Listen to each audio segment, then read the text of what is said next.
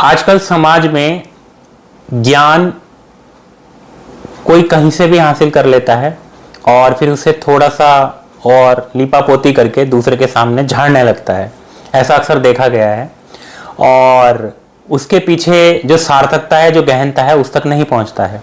ऐसे ही एक शिष्य था, उसके गुरु ने उसे सिखाया कि सभी मनुष्य, सभी जीव जंतु एक समान हैं और सभी में एक ही परमात्मा निवास करता है। उसने ये बात रट ली, लेकिन उसके बीच की गहनता और सार्थकता को नहीं सीख सका। वो बाजार में से जा रहा था, इतने में शोर मचा कि भागो भागो, एक हाथी पागल हो गया है और सब अपनी जान बचाओ।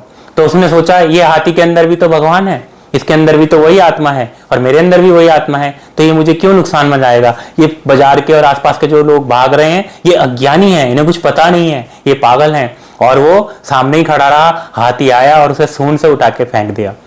तभी वो अपने गुरु के पास गया कि आपने मुझे गलत बात सिखाई, आपने मुझे सच नहीं सिखाया। तो गुरु ने बताया कि क्या कुछ लोगों ने तुझे वहां से हटने को कहा? कि हाँ, 2-3 लोग कह रहे थे कि भाई हट जा, वो हाथी तुझे मार देगा। तो उन्होंने कहा कि तूने उनकी बात क्यों नहीं सुनी? उनके अंदर भी तो परमात्मा था और वो बैठा हुआ परमात्मा तुझे हटने के लिए कह रहा था। तुझे हाथी का परमात्मा दिख गया, उनके अंदर बैठा हुआ परमात्मा नहीं दिखा।